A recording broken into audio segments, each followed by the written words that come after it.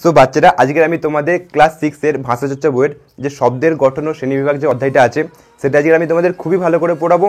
আর আরেকটা কথা আমি বলে দিই তোমাদেরকে, না মানে যারা ভিডিওটা দেখতে তারা সবাইকে বলে দিই যে আমি ক্লাস 5 এর যে ভাষাপাঠ যে বইটা আছে সেই ভাষাপাঠ বইয়ের সমস্ত কনসেপ্ট আর প্রশ্ন উত্তরগুলো কী কী আছে সেগুলো আমি করে দিয়েছি। যারা মানে ওই ভিডিওটা দেখতে চাও বা তোমাদের জানাশোনা অনেক ছাত্রছাত্রীরা আছে যারা ক্লাস 5-এ পড়ে, যারা ভাষাপাঠটা শিখতে চাই তাদেরকে তোমরা ওই প্লেলিস্টটা তোমরা শেয়ার করে দিতে পারো। শেয়ার করে দিলে তারা প্রচুর উপকৃত হবে, কেন ওখানে আমি অনেক নলেজ শেয়ার করেছি। যে ক্লাস ভাষাপাঠের যে বইটা আছে ওখান থেকে অনেক নলেজ শেয়ার করেছি। ওখানে আমি ব্যঞ্জন সন্ধিও শিখেছি, তারপরে আরও যেই সব বচন, লিঙ্গ, শব্দপদ, আরও যে সমস্ত অধ্যায়গুলো আছে, অনুসরণের প্রশ্নগত সমস্ত কিছু ওখানে আমি করে দিয়েছি। তোমরা ওই প্লেলিস্টটা তোমরা ফলো করো, তাহলে তোমাদের ক্লাস 5-এর যে ভাষাপাঠ বইটা আছে সেটা তোমাদের মানে খুবই সহজেই তোমরা বুঝে যাবে। ঠিক আছে, তো এখন আমরা ক্লাস 6-এর যে ভাষাচর্চা বইটা আছে সেটা আজকে আমরা জানবো। আর আমি এর আগে যে বিসর্গ সন্ধি আর বিসর্গ সন্ধির যে অনুশীলনের প্রশ্নগুলো আছে সেইগুলো আমি তোমাদেরকে করিয়ে দিয়েছিলাম। আজকের যে দ্বিতীয় অধ্যায় শব্দের গঠন ও শ্রেণীবিভাগ সেটা আজকে আমরা তোমাদেরকে পড়াবো বা বোঝাবো, খুবই ভালো করে বোঝাবো। ঠিক আছে, সো তোমাদের শব্দ গঠন ও শ্রেণীবিভাগ যে বইটা আছে সেই বইয়ের কী কী কনসেপ্ট তোমাদেরকে শিখতে হবে সেগুলো আমি প্রথমে পরপর করে তোমাদেরকে বুঝিয়ে দিচ্ছি। ওকে, মানে আমি এটা চাইছি না যে তোমাদের পুরো রিডিং অনুযায়ী তোমাদের বইটা পড়াবো, না, তোমাদের ওই শব্দের গঠন ও শ্রেণীবিভাগ থেকে তোমাদের কি জানতে হবে, যেটা জানার পরে তুমি অনুসরণীর প্রশ্ন উত্তরগুলো নিজে থেকে দিতে পারবে, সেইভাবে আমি তোমাদেরকে পড়াবো। মানে তোমাদের বইয়ের ভাবে আমি পড়াবো না, আমি তোমাকে খুবই সহজ ভাষায় পড়াবো। তোমাদের বইয়ে অনেক কঠিন সংজ্ঞা আছে, সেই সংজ্ঞাগুলো তুমি যদি পড়ো তুমি কিছু বুঝতেই পারবে না, তুমি বই বন্ধ করে পালাবে। সো আমি ওইভাবে তোমাকে পড়াবো না, খুবই সহজ করে বোঝাবো। আর পুরো পাতি বাংলা ভাষায়, যে ভাষায় তোমরা ঘরে মানে প্রচলিত যেই ঘরে গ্রামে যে কথা বলো মানে সেই ভাষায় তোমাদেরকে বোঝাবো, কোনো কঠিন ভাষা ইউজ করবো না।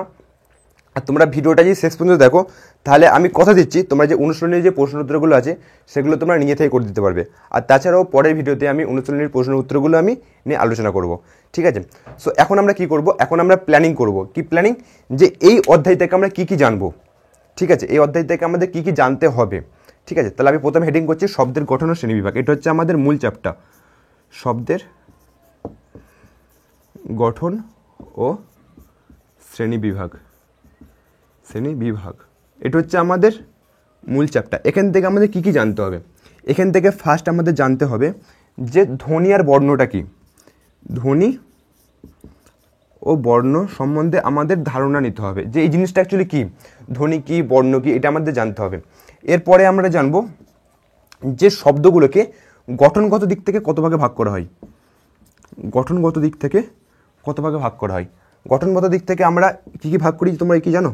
এটাকে মৌলিক শব্দ বলা হয়। গঠনগত দিক থেকে দুভাগে ভাগ করা হয়, একটা হচ্ছে মৌলিক শব্দ আর একটা হচ্ছে কি যৌগিক শব্দ। যৌগিক শব্দকে সাধিত শব্দও বলা হয়। যৌগিক শব্দ এইটা আমরা জানবো। আমরা মৌলিক শব্দ কী জানবো আর যৌগিক শব্দ কী জানবো। মৌলিক শব্দ মানে কি সিদ্ধ শব্দ, এটা তো তোমরা জানো। আর যৌগিক শব্দ মানে সাধিত শব্দ, এটা আমরা জানবো এই ক্লাসে, সাধিত শব্দ। আর কি জানবো? আর জানবো যে অর্থগত দিক থেকে যে সাধিত শব্দ আছে না, এর অনেক ভাগ আছে, সেটা আমরা ডিটেলসে আলোচনা করব। ঠিক আছে, আর কি জানবো? অর্থগত দিক থেকে শব্দকে কত ভাগে ভাগ করা হয়, মানে কি অর্থগত শ্রেণী ভাগে ভাগ করব। ঠিক আছে, যেরকম ব্যুৎপত্তিগত অর্থ কী, প্রচলিত অর্থ কী, সেইটা আমরা জানবো। ঠিক আছে, আরও যে মানে অর্থগত দিক থেকে যে শব্দের শ্রেণী, ঠিক আছে, সেগুলো আজকে আমরা জানবো। আর কি জানবো? আর জানবো সংখ্যাবাচক শব্দ। আর কি? আর বলো? আর পূরণবাচক শব্দ। এইগুলো আজকে আমরা এই ক্লাসে যদি করে দিই তাহলে তোমাদের এই যে শব্দের গঠন ও শ্রেণীবিভাগ এই চ্যাপ্টারটা তোমাদের কমপ্লিট হয়ে যাবে। আর এর মানে এই ভিডিওর পরে আর আমি তোমাদের যে অনুশীলনের প্রশ্ন উত্তরগুলো আছে সেগুলো তো সলভ করবোই, আর তোমরা নিজে থেকে সলভ করার চেষ্টা করবে। ঠিক আছে, ফাঁকি মারবে না, তোমরা নিজে থেকে সলভ করার চেষ্টা করবে। আর তোমরা কমেন্ট করে জানাবে যে তোমরা মানে এই ভিডিওটা দেখার পরে তোমরা অনুশীলনের প্রশ্ন উত্তরগুলো সলভ করবে। আর তোমরা কমেন্ট করে জানাবে তোমাদের কি অসুবিধা হচ্ছে। আর এই ভিডিওটা থেকে তোমাদের যদি কোনো অসুবিধা হয় তোমরা আমাকে কমেন্ট করে জানাবে যে তোমাদের কোথায় বুঝতে অসুবিধা হচ্ছে। ঠিক আছে, আর আমি সমস্ত কমেন্টের রিপ্লাই দেবো। ওকে, চলো তাহলে আমি তোমাদের ভিডিও শুরু করে দিই। প্রথমে আমরা এখান থেকে শুরু করবো। ওকে, আর তোমরা ভিডিও শুরু করার আগে তোমাদেরকে বলে দিই তোমরা খাতা পেন অবশ্যই নিয়ে বসবে। ঠিক আছে, খাতা পেন অবশ্যই নিয়ে বসবে, কেন এই ভিডিওতে অনেক কিছু আমরা শিখতে যাচ্ছি। ঠিক আছে, তাহলে তোমরা খাতা পেন রেডি করো, আর আমি আস্তে আস্তে করে নোট করবো আর তোমাদেরকে বোঝাবো। ওকে, চলো। সো বাচ্চারা, এখন আমি তোমাদেরকে বোঝাবো যে ধ্বনি কী আর বর্ণটা কী। ঠিক আছে। সো ধ্বনি অ্যাকচুয়ালি কী জিনিসটা বোঝো, খুবই তোমাদের সহজ ভাষায় বোঝাচ্ছি যে আমরা যে মানুষ, আমরা মুখ থেকে যা উচ্চারণ করি তার ক্ষুদ্র ক্ষুদ্র একক, মানে তার ক্ষুদ্রতম একক, মানে আমরা মুখ থেকে যা উচ্চারণ করি তার ক্ষুদ্রতম একককে আমরা কি বলবো? ধ্বনি বলবো। যেরকম তুমি একটা যা উচ্চারণ করো না কেন, আমি একটা উচ্চারণ করছি, যেরকম উচ্চারণ করছি কারোর নাম, একটা নাম উচ্চারণ করছি, যেরকম সুন্দরী, সুন্দরী, ঠিক আছে, সুন্দরী, ঠিক আছে, আমি এইটা কি আমরা মুখ থেকে উচ্চারণ করেছি। তুমি এই সুন্দরীকে তুমি যদি ক্ষুদ্র ক্ষুদ্র অংশ যদি ভাঙো, যেগুলো পাবে সেগুলো হচ্ছে কি? ধ্বনি। এরকম সুন্দরী, সু পাবে, সু, তারপরে দন্তান্ন পাবে, দ পাবে, সুন্দরী। এই যে আমরা যে ক্ষুদ্র ক্ষুদ্র অংশ যে ভাঙলাম না, এই ক্ষুদ্র ক্ষুদ্র অংশকেই কি বলে? ক্ষুদ্র ক্ষুদ্র একককে কি বলে? ধ্বনি বলে। আর এই ধ্বনিকে আমরা দুটো ভাগে ভাগ করি, এক হচ্ছে স্বরধ্বনি আর এক হচ্ছে ব্যঞ্জনধ্বনি। স্বরধ্বনি কী আর ব্যঞ্জনধ্বনি কী, এটা নিয়ে যদি তোমরা যদি জানতে চাও তাহলে আমার এই দুটো ভিডিও তোমরা ফলো করো, তাহলে স্বরধ্বনি কী আর ব্যঞ্জনধ্বনি কী তোমরা খুবই ভালোভাবে জেনে যাবে, ঠিক আছে। সো এই ভিডিওতে আমাদের স্বরধ্বনি আর ব্যঞ্জনধ্বনি কী সেটা আমাদের জানার বিষয় না, ডাস্টারটা দাও, বিষয় না। সো এই ভিডিওতে আমরা কী জানবো? ধ্বনি আর বর্ণ কী জানবো। আশা করছি তোমরা ধ্বনিটা কি বুঝতে পেরেছো। এরপরে আমরা কি জানবো? বর্ণটা কি, বর্ণটা, ঠিক আছে। তাহলে আমরা কি লিখে দিলাম এখানে যে ধ্বনিকে আমরা দুটো ভাগে ভাগ করতে পারি, এক হচ্ছে কি স্বরধ্বনি আর একটা হচ্ছে ব্যঞ্জনধ্বনি। স্বরধ্বনি আর ব্যঞ্জনধ্বনি সম্বন্ধে যদি তোমরা জানতে চাও তাহলে আমার এই দুটো ভিডিও তোমরা ফলো করবে, ওকে। তাহলে তোমরা স্বরধ্বনি আর ব্যঞ্জনধ্বনি কী তোমরা ভালোভাবে জেনে যাবে, ঠিক আছে। তারপরে বর্ণ কাকে বলে? বর্ণ হচ্ছে ধ্বনির লিখিত রূপকে আমরা বর্ণ বলবো, ঠিক আছে। মানে আমরা যে ধ্বনি আমরা যে উচ্চারণ করি, যে আমরা মুখ থেকে যে উচ্চারণ করি তাকে যদি আমরা খাতায় লিখি বা তোমরা যে কোনো জায়গায় তুমি যদি লেখো, সেই লিখিত রূপকে আমরা কী বলবো? তাকে আমরা বর্ণ বলবো। বুঝতে পারলাম? তাহলে আমরা ধ্বনি আর বর্ণ জেনে গেলাম। এরপরে আমরা যে মানে যে গঠনগত দিক থেকে যে শব্দকে যে ভাগ করা হয় সেটা এখন আমরা জানবো। দেখো এটা লিখে নাও, তোমরা খাতা পেনগুলো লিখে নাও, লিখে নিয়েছো, চলো এরপর আমি বোঝাচ্ছি তোমাদের। দেখো তোমরা যখন উঁচু ক্লাসে উঠবে, উঁচু ক্লাসে এখন তোমরা যেহেতু ক্লাস 6-এ পড়ো, তোমরা যখন উঁচু ক্লাসে উঠবে সেখানে তোমাদের শব্দ ভাণ্ডার বলে একটা চ্যাপ্টার আছে, সেটা তোমাদেরকে জানতে হবে। শব্দ ভাণ্ডার, ওকে, শব্দ ভাণ্ডার। এই শব্দ ভাণ্ডারে তুমি কি কি দেখবে? দেখো যে ভাণ্ডার মানে কি? ভাণ্ডার মানে একটা ভাণ্ডার, সেই ভাণ্ডারে অনেক রকম শব্দ আছে, সেই শব্দগুলোকে কী করবো এখন আমরা মানে ভাগ করব, অনেক রকমভাবে ভাগ করতে পারি। দেখো আমরা এই শব্দ ভাণ্ডারকে আমরা মূলত 3 ভাগে ভাগ করে থাকি। এক হচ্ছে গঠনগত দিক থেকে,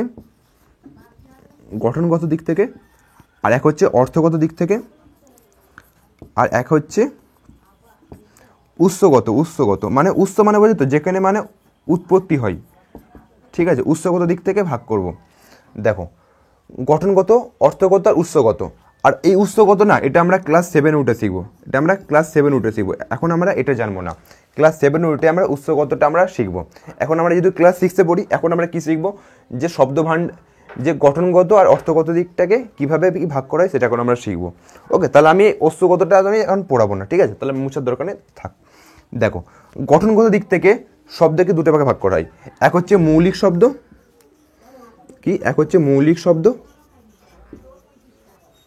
আর এক হচ্ছে যৌগিক শব্দ, ঠিক আছে। মৌলিক শব্দকে অনেক জায়গায় পাবে সিদ্ধ শব্দ, কী পাবে? সিদ্ধ শব্দ। আর এই যৌগিক শব্দকে অনেক জায়গায় পাবে সাধিত শব্দ। এগুলো কি আমি তোমাদের সমস্ত কিছু বলবো, সাধিত শব্দ, ঠিক আছে। তাহলে আর অর্থগত দিক থেকে অ্যাকচুয়ালি 3টা ভাগে ভাগ করা হয়, রূঢ়ি শব্দ, যৌগিক শব্দ আর রূঢ় শব্দ। সেইটা এখন তোমাদের জানার দরকার নেই। এখানে আমরা জানবো যে ব্যুৎপত্তিগত অর্থ কী, প্রচলিত অর্থ কী, এখানে আমরা জানবো, ঠিক আছে। তাহলে আমি তোমাদেরকে প্রথমে কি গঠনগত দিকটাকে শেখাবো, যে মৌলিক শব্দ কাকে বলে, যৌগিক শব্দ কাকে বলে, এখন আমরা তোমাকে এখানে বলবো, ওকে। তাহলে এটা আমি একটা মুছে দিই, ওকে। তাহলে দেখো, তাহলে এটা আমি মুছে দিচ্ছি, ভালো করে আমি লিখছি, ঠিক আছে। তাহলে মৌলিক শব্দ কি আর যৌগিক শব্দ কি এখন লিখবো। সো বাচ্চারা, এরপরে তোমরা যে মৌলিক শব্দ কি আর যৌগিক শব্দ কি সেটা এখন তোমরা বোঝো। মৌলিক শব্দকে সিদ্ধ শব্দ বলা হয়, আর যৌগিক শব্দকে কি বলা হয়? সাধিত শব্দ। অনেক জায়গায় সাধিত পাবে, অনেক জায়গায় সিদ্ধ পাবে, কিন্তু এটা নিয়ে তোমরা কনফিউশন হবে না, নামটা আলাদা হোক না কেন কিন্তু জিনিসটা একই, ওকে। তাহলে দেখো যে মৌলিক শব্দ অ্যাকচুয়ালি কাকে বলে, দেখো ভালো করে বোঝো। যে শব্দগুলোকে অ্যাকচুয়ালি ভাঙা যায় না, ঠিক আছে, কি বললাম, যে শব্দগুলোকে অ্যাকচুয়ালি ভাঙা যায় না, তুমি যদি তাকে যদি জোর করে যদি ভাঙো না, তাহলে ওই ভাঙা অংশের সাথে আর যে শব্দের মূল অংশ ওই দুটোর সাথে কোনো সঙ্গতিপূর্ণ কোনো মিল খাবে না, কোনো অর্থর কোনো সঙ্গতিপূর্ণ মানে থাকবে না, ঠিক আছে। আর যোগী শব্দটা কি, দেখো তুমি যদি যে শব্দটাকে তুমি যদি ভেঙে যদি আলাদা করো, তাহলে ভাঙা শব্দের সাথে আর যে মূল শব্দের সাথে একটা সঙ্গতিপূর্ণ মিল পাবে, সেই শব্দগুলোকে কী বলে, সাধিত শব্দ বা যোগী শব্দ। দেখো আমি সেটা লিখেছি, দেখো যেসব শব্দকে ভাঙা যায় না, মানে যে শব্দকে তুমি ভাঙতে পারবে না, আমি আর এক্সাম্পল নিয়েও বোঝাবো। যদি সেই শব্দটিকে ভাঙো, তাহলে মূল শব্দের সঙ্গে আর ভাঙা শব্দের সঙ্গে সঙ্গতিপূর্ণ অর্থ পাওয়া যাবে না, সেই জাতীয় অবিভাজ্য, মানে যেইগুলোকে ভাঙা যায় না সেগুলোকে বলে অবিভাজ্য শব্দকে কি বলে, মৌলিক শব্দ। আর অ্যাকচুয়ালি যোগী শব্দকে বলে, বলো যেসব শব্দকে ভাঙা যায়, মানে সেই শব্দগুলোকে তুমি ভাঙতে পারবে। যদি তুমি শব্দটাকে ভাঙো, তাহলে কী হবে, যে মূল শব্দের সাথে আর ভাঙা শব্দের সঙ্গে কী হবে, সঙ্গতিপূর্ণ অর্থ পাবে, ঠিক আছে। সেই জাতীয় বিভাজ্য, যেগুলোকে ভাঙা যায় সেগুলোকে বিভাজ্য বলে, আর যেগুলোকে ভাঙা যায় না সেগুলোকে অবিভাজ্য বলে। সেই বিভাজ্য শব্দগুলোকে কী বলে, সাধিত শব্দ বলে। জিনিসটা আমি এক্সাম্পল দিয়ে তোমাকে বোঝাচ্ছি, ঠিক আছে। যেমন আমি উপরের হেডিংটা না, তোমরা এটা খাতায় লিখে নাও, আমি তোমাদের আরও এক্সাম্পল দিয়ে বোঝাচ্ছি, খাতায় তোমরা এটা লিখে নাও। আমি এটা আমি মুছে দিলাম, তোমরা খাতায় লিখে নেবে। দেখো আমি একটা এক্সাম্পল নিচ্ছি বাবা, আর আমি একটা এক্সাম্পল নিচ্ছি ডাক্তারবাবু। তুমি আরও অন্য কোনো শব্দ নিতে পারো। দেখো আমি একটা শব্দ নিলাম বাবা, একটা শব্দ নিলাম ডাক্তারবাবু। তুমি যখন বাবাকে তুমি ভাঙবে, ঠিক আছে, বাবাকে কীভাবে ভাঙতে পারো, বা প্লাস বা করে ভাঙতে পারো, ভাঙতে পারো, ঠিক আছে। তুমি যখন এটাকে ভেঙেছো, আর এই যে ভাঙার যে মূল অংশ, এর সাথে এটাকে সঙ্গতিপূর্ণ পারছো। দেখো বা মানে কি, বা মানে কি, অ্যাকচুয়ালি বায়ের সাথে বাবার কোনো কি সঙ্গতিপূর্ণ মিল আছে, কোনো মিল নেই। তাহলে কি বুঝতে পারছি, এটা কোনো মিল হচ্ছে না। দেখো সেটাই বলেছি, তুমি যদি ভাঙা যায় না, আমি তাও ভেঙেছি, ভাঙা যায় না আমি ভেঙেছি, তুমি যদি ভাঙো তাহলে কী হবে, এর সাথে এর কোনো সঙ্গতিপূর্ণ মানে কোনো অর্থের কোনো মানে থাকবে না, বুঝতে পেরেছো। তারপরে ডাক্তারবাবু, দেখো ডাক্তারবাবুকে আমি কীভাবে ভাঙতে পারি, ডাক্তার প্লাস বাবু। দেখো ডাক্তার প্লাস বাবু, এই দেখো এই ডাক্তার যে শব্দটা আছে না, তুমি যখন আমি ডাক্তার প্লাস বাবু ভেঙেছি, এই ডাক্তারের সাথে আর এই বাবুর সাথে দেখো এর একটা সঙ্গতিপূর্ণ মানে আছে, মানে এটা মানে আর এটা মানে দেখো মানেটা ওটা একই আসছে। তাহলে আমি বলতে পারি এটা হচ্ছে সাধিত শব্দ আর এটা হচ্ছে মৌলিক শব্দ, বুঝতে পেরেছো। এরকম তুমি আরও অনেক এক্সাম্পল নিতে পারো, ঠিক আছে। এরকম তোমাদের বইয়ে আরও অনেক এক্সাম্পল আছে, যেরকম একটা হাত আছে, হাত। দেখো তুমি যদি হাতকে যদি ভাঙো, হাত প্লাস তো হা মানে কি, যে হায়ের সাথে এর সাথে হাতের কোনো কি মিল আছে, মিল নেই। তাহলে আমি কি বলবো, যে এটা হচ্ছে কোনো মৌলিক শব্দ। এটা কি মৌলিক শব্দ, কেন এটার সাথে এটার কোনো মানেটার ম্যাচ খাচ্ছে না। আমি যদি বলতাম হাতা, তাহলে দেখো আমি এটাকেই ভাঙতে পারি, হাত প্লাস এইভাবে ভাঙতে পারি। বা এটাকে তুমি এইভাবে ভাঙো, হাত প্লাস তা,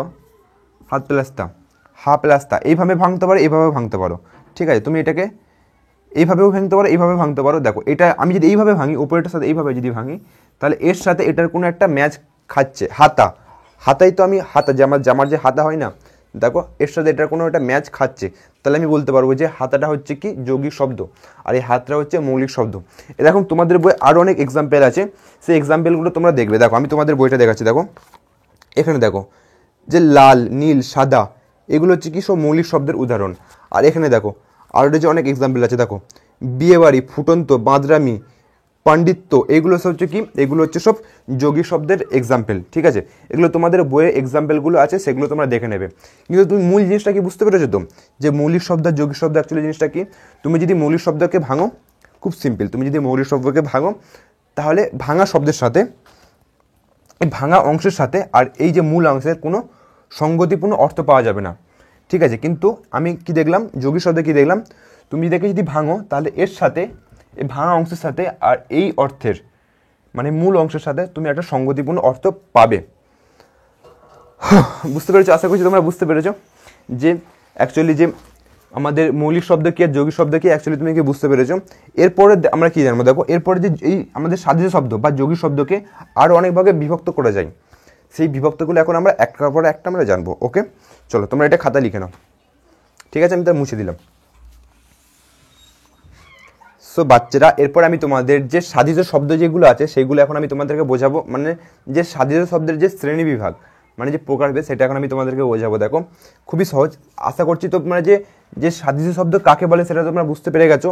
এখন যে সাধিত শব্দকে যে ভাগ করবো সেটাগুলো দেখো দেখো খুবই সহজ। দেখো প্রথমে আমি কি লিখেছি, দেখো সাধিত শব্দকে জোর বাঁধা সাধিত শব্দ, তারপরে কি লিখেছি শব্দাংশ জুড়ে সাধিত শব্দ। জোর বাঁধা সাধিত শব্দ কীভাবে হয়, দেখো দুই বা দুইয়ের বেশি শব্দ জুড়ে কি হয়, জোর বাঁধা সাধিত শব্দ হয়।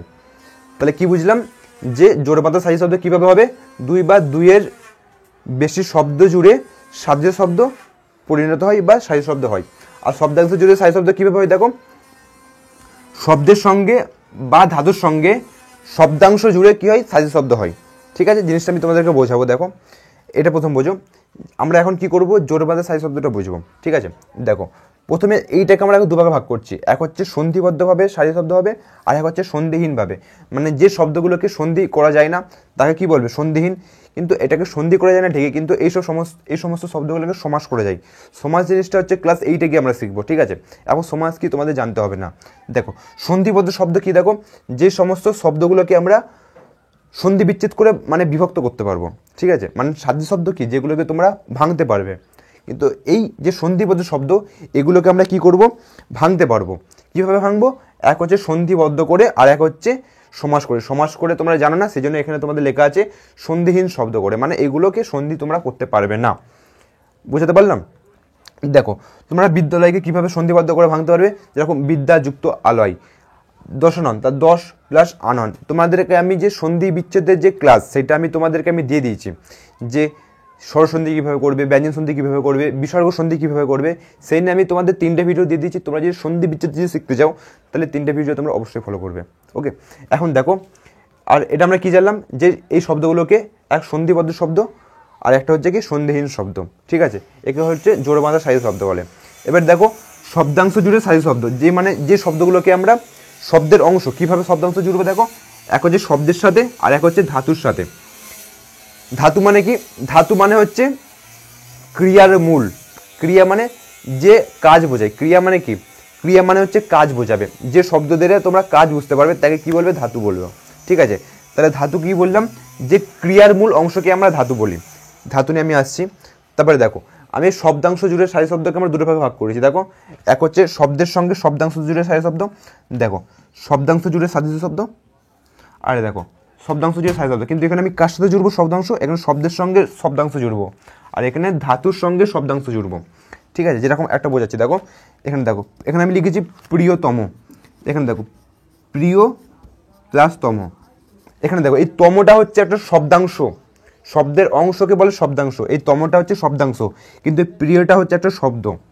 ঠিক আছে, তাহলে এই শব্দের সঙ্গে আমি কি করেছি, এই শব্দাংশ জুড়ে আমি একটা সাধিত শব্দ বানিয়েছি। যেরকম একটা মাসিক, দেখো এখানে যে মাসটা হচ্ছে একটা শব্দ, কিন্তু এর সাথে আমি কি শব্দাংশ জুড়েছি, এর সাথে আমি ইক শব্দাংশ জুড়ে আমি কি করেছি, আমি একটা সাধিত শব্দ বানিয়েছি। এই নিয়ে তোমাদের বই অনেক এক্সাম্পল আছে, তোমরা দেখতে পারো। ঠিক আছে, তারপরে দেখো ধাতুকে অ্যাকচুয়ালি এইভাবে, ধাতু আমরা এই চিহ্ন দিয়ে আমরা ধাতু বোঝাই। এই চিহ্ন ধাতু অনেক হয়, মানে যে সমস্ত শব্দ দ্বারা কাজ বোঝায়। যেরকম দেখো পট একটা ধাতু, এই শব্দ দ্বারা কি বোঝাচ্ছে, দেখো কোনো পাঠ করা বোঝায়, মানে পড়াশোনার বোঝায়। ঠিক আছে, যেরকম অনেক ধাতু আছে, ধাতুর এক্সাম্পলগুলো তোমরা বইয়ে দেখবে। ঠিক আছে, যেরকম এখানে দেখো ফুটন্ত, ফুট, দেখো এইটা হচ্ছে কি, এটা হচ্ছে একটা ধাতু। এই ধাতুগুলো দিয়ে আমি কি করব, এর সাথে শব্দাংশ জুড়বো। তাহলে ফুট ধাতু সাথে আমি কি করলাম, অন্ত যুক্ত করলাম। অন্ত হচ্ছে শব্দাংশ। ঠিক আছে, আমি আর এই জায়গাটা বড় করে লিখছি। ফুট ধাতুর সাথে আমি কি করলাম, অন্ত যুক্ত করলাম। অন্ত হচ্ছে শব্দাংশ। তাহলে ধাতুর সাথে আমি কি যুক্ত করলাম, ধাতুর সাথে আমি শব্দাংশ জুড়ে কি করলাম, সাধিত শব্দ করলাম। যেরকম পাঠক, এরকম পাঠ হচ্ছে কি ধাতু। এই ধাতুর সাথে আমি কি যুক্ত করবো বলো, এই ধাতুর সাথে আমি অন্তযুক্ত, পাঠক ওক যুক্ত করে আমি কি করব, আমি এটাকে সাধিত শব্দ করব। আর ওকটা হচ্ছে শব্দাংশ, আর এই ধাতুটা কি, ধাতুটা হচ্ছে পাঠ। ঠিক আছে, সো এই নিয়ে তোমাদের বই আরও অনেক এক্সাম্পল আছে, সেগুলো তোমরা দেখতে পারো। যেরকম এখানে দেখো ক্ষুদ্রতম, দেখো এই ক্ষুদ্র শব্দের সঙ্গে কি করেছে, তম শব্দাংশ জুড়ে সাধিত শব্দ করেছে। তবে দেখো শ্রেষ্ঠতম, এই শ্রেষ্ঠ শব্দের সঙ্গে তম শব্দটা জুড়ে কী করেছে, শ্রেষ্ঠতম হচ্ছে সাধিত শব্দ করেছে। ঠিক আছে, যেরকম আরও অনেক তোমাদের বই এক্সাম্পল আছে, দেখলে তোমরা বুঝতে পারবে। তারপরে এখন ধাতু দেখো, ধাতু কী করেছে দেখো, প্রথমে লিখেছে ধাতু কাকে বলে, যে শব্দ দিয়ে কোনো কাজ করা বোঝায়, মানে যে শব্দগুলোকে দিয়ে তুমি কাজ করা বোঝাবে সেগুলো হচ্ছে সেই শব্দের মূল অংশকে কি বলে, ধাতু বলে। মূল অংশ মানে কাজ করা বোঝালে ক্রিয়াপদ হয়ে যাবে, ঠিক আছে, কিন্তু এখানে কি ওই শব্দের মূল অংশ দেখো, এই পাট ফৌট এইগুলো হচ্ছে মূল অংশ। যেরকম এখানে দেখো দৃশ্য, দৃশ্য, তারপরে এখানে কর চল খা, এগুলো হচ্ছে শব্দের মূল অংশ, এইগুলো দিয়ে আমরা কি বোঝাই, ধাতু বোঝাই। এখানে তোমাদের অনেক এক্সাম্পল আছে, এগুলো তোমরা দেখতে পারো, আশা করছি তোমরা বুঝতে পড়ে যাবে। ঠিক আছে, তাহলে এই হচ্ছে তোমাদের গঠনগত ভাবকে আমি তোমাদেরকে ভাগ করে দিলাম। ঠিক আছে, এরপরে যে অর্থগত দিক থেকে যে মানে বিস্তারিত আলোচনা সেগুলো আমরা করব। ওকে, তাহলে তোমরা এটা খাতা লিখে নাও। সো বাচ্চারা, এখন আমরা অর্থগত দিক থেকে যে শব্দের যে প্রকারভেদ সেটা দেখবো। দেখো আমরা কি জেনেছিলাম যে অর্থগত দিক থেকে যে শব্দকে যোগ রূঢ়ি, রূঢ়ি আর রূঢ় শব্দকে যে ভাগ করা হয়, কিন্তু ওইটা এখন আমরা জানবো না। এখন আমরা কি জানবো, যে ব্যুৎপত্তিগত অর্থ কী আর প্রচলিত অর্থটা কী। দেখো পৃথিবীতে যা শব্দ আছে সেই শব্দটা একবার না একবার সৃষ্টি হয়েছিল, মানে কেউ না কেউ ওই শব্দটাকে তৈরি করেছিল। তার মানে কি মানে ব্যুৎপত্তিগত অর্থে কী বলবে দেখো, মানে শব্দটি উৎপত্তি হওয়ার সময়, যে শব্দটা উৎপত্তি হওয়ার সময় যা অর্থ বোঝাতো সেটা হচ্ছে ব্যুৎপত্তিগত অর্থ। ঠিক আছে, আর প্রচলিত অর্থ মানে কি, এখন আমরা এই শব্দটা মানে যা ব্যবহার করছি সেটা হচ্ছে প্রচলিত অর্থ। ঠিক আছে, আরও সহজ করে দেবো যেমন এক্সাম্পল দিয়ে। দেখো ব্যুৎপত্তিগত অর্থ কী আছে, শব্দটির উৎপত্তির সময় যা অর্থ ছিল, যা কী ছিল, যা অর্থ ছিল, সেই অর্থটাকে কি বলে, ব্যুৎপত্তিগত অর্থ বলে। ঠিক আছে, আর প্রচলিত অর্থ মানে কি, এখন আমরা শব্দটার যা মানে ব্যবহার করি সেটাই হচ্ছে কি প্রচলিত অর্থ। ঠিক আছে, দেখো এখানে একটা এক্সাম্পল দিয়ে বোঝাচ্ছি। আর এইভাবে 4টে শ্রেণীতে ভাগ করা যায়, মানে ব্যুৎপত্তিগত অর্থ আর প্রচলিত অর্থ নিয়ে শব্দকে 4টে শ্রেণীতে ভাগ করা যায়, সেটা এখন আমরা জানবো। দেখো আমি একটা এক্সাম্পল দিচ্ছি, পাঠক। পাঠক, দেখো যখন এই পাঠক শব্দটা তৈরি হয়েছিল তখন এর ব্যুৎপত্তিগত অর্থ মানে উৎপত্তির সময় এর মানেটা ছিল যে পাঠ করে, মানে যে পাঠ করে, মানে পড়ে মানে কি, যে পাঠ করে সেই তাকে তো পাঠক বলা হয়, কিন্তু এখনও সেই পাঠক মানে একই। ঠিক আছে, তাহলে কি দেখো এর ব্যুৎপত্তিগত অর্থ আর প্রচলিত অর্থ কি কোনো পরিবর্তন হয়েছে, কোনো পরিবর্তন হয়নি। তাহলে একে আমরা কি বলবো, অপরিবর্তিত। একে আমরা বলতে পারি অপরিবর্তিত, অপরিবর্তিত, পরিবর্তিত যৌগিক শব্দ। একে আমরা কি বলবো, অপরিবর্তিত যৌগিক শব্দ, মনে থাকবে। দেখো তাহলে এর বৈশিষ্ট্যটা কি জানলাম, যে এর বৈশিষ্ট্য জানলাম যে ব্যুৎপত্তিগত অর্থ,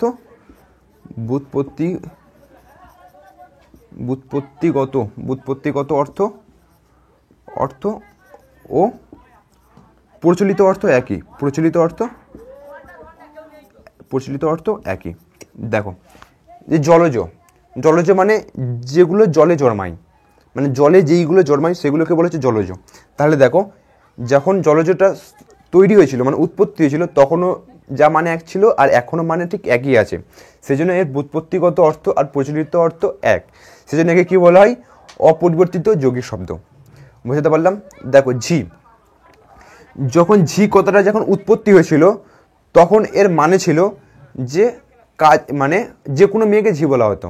ঠিক আছে, তাহলে ঝি কথাটা যখন তৈরি হয়েছিল যে কোনো মেয়েকে ঝি বলা হতো, কিন্তু এখন আমরা ঝি মানে কি জানি, ঝি মানে যেই মেয়েটা বাড়িতে কাজ করে বা চাকর, যাকে চাকর মানে চাকরানি মেয়ে যাকে বলা হয়। তাহলে ঝিটা মানে কি, মেয়ে থেকে চাকরানি করে দিল। তাহলে দেখো এই মানেটা কিন্তু সম্পূর্ণ পরিবর্তন হয়ে গেছে। তাহলে একে আমরা কি বলবো, যে পরিবর্তিত যৌগিক শব্দ, পরিবর্তিত যৌগিক শব্দ, পরিবর্তিত যৌগিক শব্দ। যেরকম আরেকটা এক্সাম্পল দিচ্ছি, গবেষণা। যখন গবেষণা কথাটা উৎপত্তি হয়েছিল তখন এর মানে ছিল গরু খোঁজা। ঠিক আছে, কিন্তু এখন গবেষণা মানে কি, যে বৈজ্ঞানিকরা যে রিসার্চ করে অনেক কিছু তথ্য সংগ্রহ করে তাকে বলা হয় গবেষণা, যে গবেষণা চলছে। কিন্তু গবেষণা মানে কি অ্যাকচুয়ালি গরু খোঁজা ছিল আগে, মানে পুরোটাই পরিবর্তন হয়ে গেছে, শব্দের মানে শব্দের যে অর্থটা পুরোটাই পরিণত হয়ে গেছে, মানে পরিবর্তিত হয়ে গেছে। একে আমরা ওই জন্য কী বলি, পরিবর্তিত যৌগিক শব্দ। তাহলে এখানে আমি লিখতে পারি যে ব্যুৎপত্তিগত অর্থ আর প্রচলিত অর্থ আলাদা। তাহলে ব্যুৎপত্তিগত অর্থ, তোমরা এটা লিখে নেবে, ব্যুৎপত্তিগত অর্থ তা লিখে দিই আমি, তাহলে কি লিখব, ব্যুৎপত্তিগত অর্থ ও প্রচলিত অর্থ আলাদা, প্রচলিত অর্থ আলাদা। বুঝতে পেরেছ? তারপরে এখানে দেখো, তারপর এটা বুঝে দেখো, অন্ন, যখন অন্ন কথাটা, অন্ন শব্দটা যখন সৃষ্টি হয়েছিল মানে উৎপত্তি হয়েছিল, তখন অন্ন মানে যে কোনো খাবারকে বোঝাতো, ঠিক আছে, মানে যে কোনো খাবারকে অন্ন বলা হতো। কিন্তু এখন আমরা যে অন্ন মানে কি জানি, অন্ন মানে জানি ভাত, ঠিক আছে।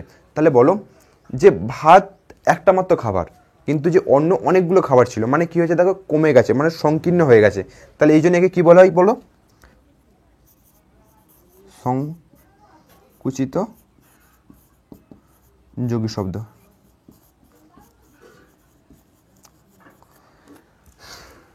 সংকুচিত। তাহলে আরেকটা এক্সাম্পল দিয়ে তোমরা বোঝো যে তরুঙ্গম, মানে যখন এই কথাটা সৃষ্টি হয়েছিল তখন যে দ্রুত যায় তাকে বলা হচ্ছে তরুঙ্গম, কিন্তু এখন তরুঙ্গম মানে কি, ঘোড়া, ঠিক আছে, তার মানে অনেকটা কমে গেছে, মানে সংকীর্ণ হয়ে গেছে, মানে সংকুচিত হয়ে গেছে।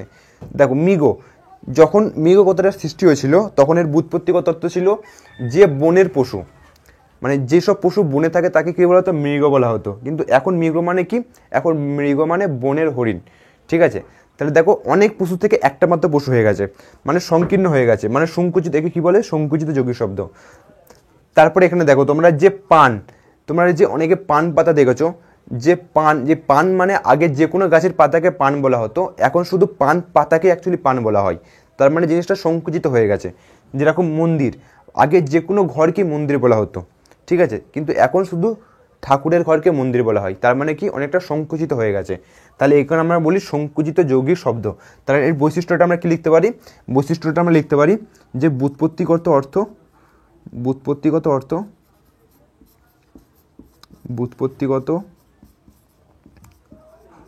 অর্থ প্রচলিত অর্থের তুলনায় সংকীর্ণ হয়ে গেছে। মানে যে পরিমাণের ব্যুৎপত্তিগত অর্থ ছিল, আমি লিখতে অনেক দেরি লাগছে, আমি এখানে লিখে দিচ্ছি। দেখো যে পরিমাণ ব্যুৎপত্তিগত অর্থ ছিল, এখন তার থেকে প্রচলিত অর্থ অনেক কী হয়ে গেছে, কমে গেছে, সেটাকে কী বলা হচ্ছে, সংকুচিত যোগী শব্দ। তারপরে দেখো কালি, যখন কালি শব্দটা তৈরি হয়েছিল মানে উৎপত্তি হয়েছিল, তখন শুধু কালো রঙের কালিকে কালি বলা হতো। কিন্তু এখন কালি মানে আমরা কী জানি, নীল কালি, কালো কালি, লাল কালি, মানে অনেক রঙকে এখন কী বলা হয়, কালি বলা হয়। তার মানে এটা কী হয়েছে দেখো, মানে প্রসারিত হয়ে গেছে, মানে একটা ছিল একটা থেকে অনেক প্রসারিত হয়ে গেছে। একে আমরা বলি প্রসারিত যোগী শব্দ। কি বলবো, প্রসারিত যোগী শব্দ, ঠিক আছে। তাহলে এখানে আমরা কি লিখতে পারি, এখানে তোমরা লিখে দাও, আমি এখানে স্ক্রিনে লিখে দিচ্ছি। যখন ব্যুৎপত্তিগত অর্থ যে পরিমাণ শব্দ বোঝায়, এখন প্রচলিত অর্থ তার থেকে কম পরিমাণে বোঝায়, ঠিক আছে। তাহলে একে বেশি পরিমাণে বোঝায়, মানে প্রসারিত হয়ে গেছে। তাহলে সেটাকে কি বলা হয়, লাড়াওনি ওটা, তাহলে সেটাকে কি বলা হয়, প্রসারিত যোগী শব্দ বলা হয়। ওকে। তারপরে পরশু জিনিসটা আমি এখানে বোঝাচ্ছি। দেখো আজকের কি বার, আজকের আমি বৃহস্পতিবার ভিডিওটা রেকর্ডিং করছি, বৃহস্পতিবার। পরশু জিনিসটা বোঝো, বৃহস্পতিবার। দেখো বৃহস্পতিবার, আরও সহজ করে বোঝাচ্ছি, বৃহস্পতিবার। পরশু জিনিসটা কী বোঝো, বৃহস্পতি। তারপরে আছে কি শুক্রবার, তারপরে কি শনিবার। বৃহস্পতিবার উপরে কী হয় বলো, বুধবার হয়, আর তারপরে মঙ্গলবার। দেখো পরশু মানে দেখো, যখন পরশু শব্দটা সৃষ্টি হয়েছিল তখন মানে শুধু এই আগামীকালটা বোঝাতো, মানে পরশু আমরা খেলতে যাব, মানে আগামীকালটাই বোঝাতো। কিন্তু এখন এই পরশু মানে দুটো জিনিসই বোঝায়, আগামীকালও বোঝায়, আগামী মালদে দেখো, মানে পরশু মানে আমরা এই মঙ্গলবারটাকেও বলতে পারবো আর শনিবারটাকেও বলতে পারবো। মানে পরশু শব্দটা দিয়ে আমরা মানে দুটো দিনই বলতে পারবো, মানে আগের দিনকেও বলতে পারবো, পরের দিনকেও বলতে পারবো। কিন্তু যখন এই পরশু শব্দটা উৎপত্তি হয়েছিল তখন শুধু এটা আমরা কি বোঝাতাম বলো, সামনে যে দিনটা আসছে মানে পরের দিন, ঠিক আছে। তাহলে দেখো এটাও কি হয়ে গেছে, প্রসারিত হয়ে গেছে, মানে আগে শুধু একটা দিন ছিল, এখন আগের দিন পরের দিন দুটো দিনই হয়ে গেছে। তাহলে এটা আমরা কি লিখতে পারি, যে ব্যুৎপত্তিগত অর্থ আর প্রচলিত অর্থ, ব্যুৎপত্তিগত অর্থ, প্রচলিত অর্থ, যে পরিমাণটা কি হয়ে গেছে বলো, বেড়ে গেছে। তা আশা করছি তোমরা বুঝতে পেরেছো যে অপরিবর্তিত যৌগিক শব্দ, পরিবর্তিত যৌগিক শব্দ, সংকুচিত যৌগিক শব্দ আর প্রসারিত যৌগিক শব্দ জিনিসটা কি আশা করছি তোমরা বুঝতে পেরেছো। এরপরে আমরা সংখ্যাবাচক শব্দ জানবো আর পূরণবাচক শব্দটা জানবো। আর তোমাদেরকে বলে দিই যে সবচেয়ে তোমাদের অনুশীলনী যে প্রশ্ন উত্তরগুলো দেখবে না, সবচেয়ে পূরণবাচক শব্দ থেকে তোমাদের বেশি প্রশ্ন আছে, আর তোমাদের পূরণবাচক শব্দটা খুবই ভালো করে শিখতে হবে, ঠিক আছে। এই এমন নাকি সংখ্যাবাচক শব্দ শিখতে হবে, পূরণবাচক শব্দটা আরও বেশি করে শিখতে হবে, কেন ওখান থেকে প্রশ্ন বেশি আসে, ঠিক আছে। তাহলে তোমরা আশা করছি বুঝতে পেরেছো, এটা তোমরা খাতা লিখে নাও, আর এই দুটো আমি স্ক্রিনে লিখে দিয়েছি, ওকে। চলো।